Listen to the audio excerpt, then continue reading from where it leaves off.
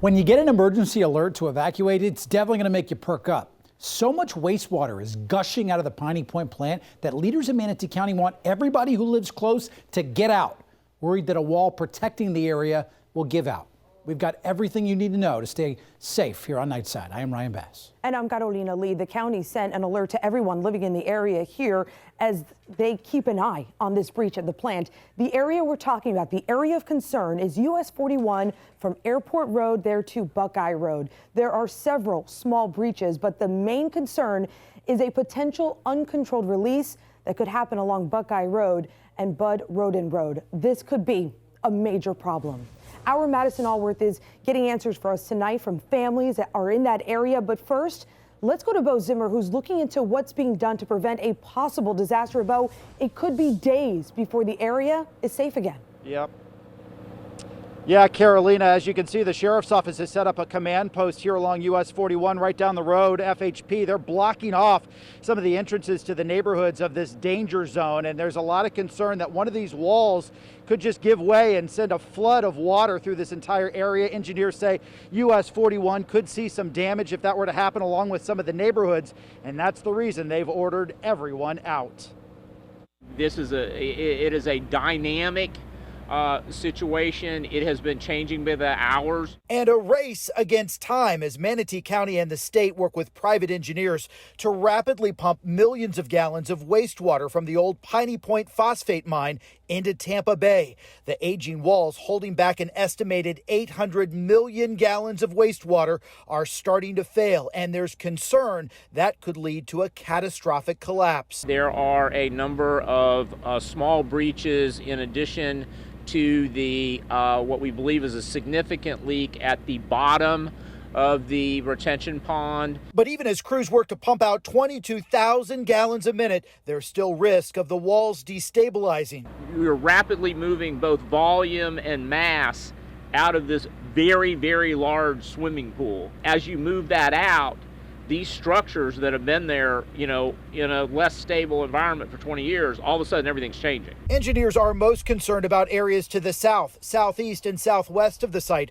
But early this afternoon, a sheriff's office helicopter spotted another leak on the north side. The county has now issued evacuation orders on all sides, with 15 to 20 homes in immediate danger. We do not want, people in that area should that full breach occur. The county says it will likely be 10 to 12 days of continuous pumping until the danger is gone. For now, crews are working to reinforce the walls with additional fill and rocks in hopes they continue to hold. The hope is that with the flow rate coming out of the siphon pipes, that we can rapidly deplete the water and the pressure and avoid a full breach.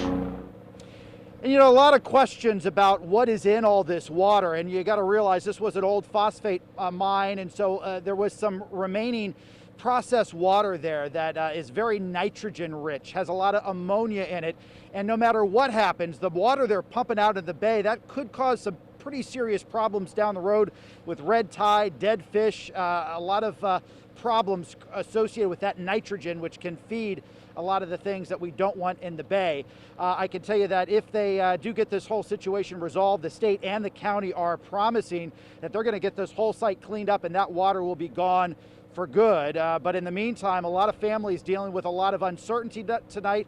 My colleague Madison Allworth, she's about a mile down the road where a neighborhood was evacuated. Madison? Yeah, Bo, that's right. We're here right where this is closed off, the area behind me in one of those danger zones.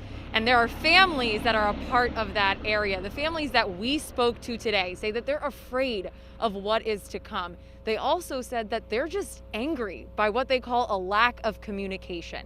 So at this point, I think you mentioned this, Bo, as well, we're being told that between 15 to 20 homes are being threatened by this issue. And when we asked state and local leaders about when those families would be able to return to their evacuated homes, we weren't given a definitive answer. Those families that we spoke to today, they're frustrated. It'd be a disaster, not only for the environment, but for us living here. No, it's been a problem for a long time, and this happening again is very concerning. Everyone in the area got this alert, but beyond that, there has been little information. And no one has information. The sheriff's office, they can't tell you, like, yes, you need to evacuate now, how long it's going to be, if you're going to be able to get home, which is fine, but I have horses and dogs, and you need to make sure that they're going to be able to be taken care of. And residents are also worried about long-term effects. The breach is one thing, but we live on well water out here, so is this going to get into our groundwater? I bathe my children in it, I wash my dishes in it. What's the long-term effects? We're boaters and avid fishers. Is this going into the water, killing fish, hurting marine life? Overall, feeling frustrated that a decision wasn't made by leaders sooner. But it's 2021. They have had a long time to prepare. They've been talking about this all week. They should have put it into computer models, seen where the water was going to go, where they suspected the breach, so that they could let the residents know. I mean, that's a priority. That should be a priority. Yeah, and so we spoke to county and state leaders. They say at this time there is no threat to the water system here, but that could change if a breach happens.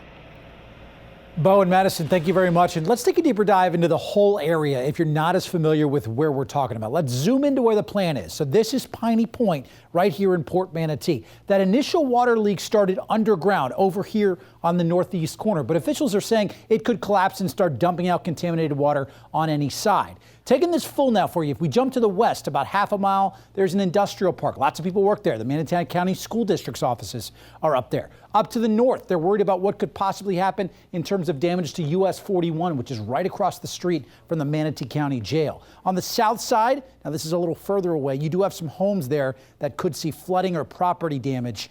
That's obviously those 15 to 20 homes that Bo and Madison were talking about getting evacuated. And then there's infrastructure, a lot of that over here as well that's important near the port. A lot can be damaged here, but property isn't the only concern, Carolina. Well, Ryan, I'm with Chief Meteorologist Bobby Deskins, who's going to explain that to us. He's got a sharper insight on why everyone in the Bay Area needs to pay attention to this. And clearly it's about water quality, how much gets into the bay, where it goes after that, and just the type of quality of water that goes into it. So let's start right now with a bigger picture of that area. We just kind of showed you where the stacks are, these areas right in here.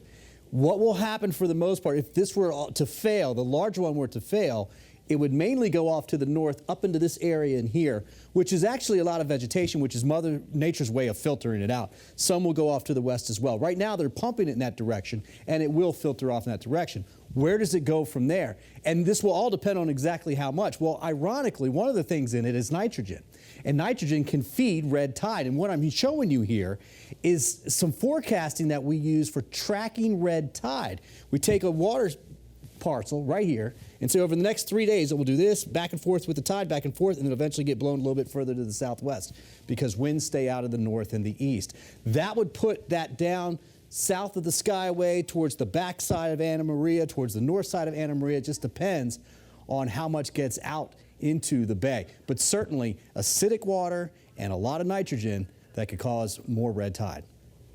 All right, so we just went over a ton there. So let's quickly recap the important stuff here for you. There is an evacuation alert for the area right around the Piney Point phosphate plant because of a leak that could cause a wall blocking that contaminant water to collapse.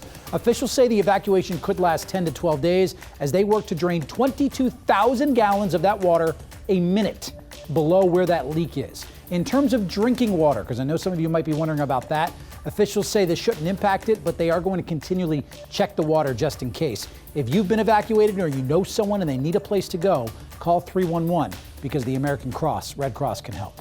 And we have all the info that you need, everything we just went over on our 10 Tampa Bay app. We will also send you alerts if anything does change.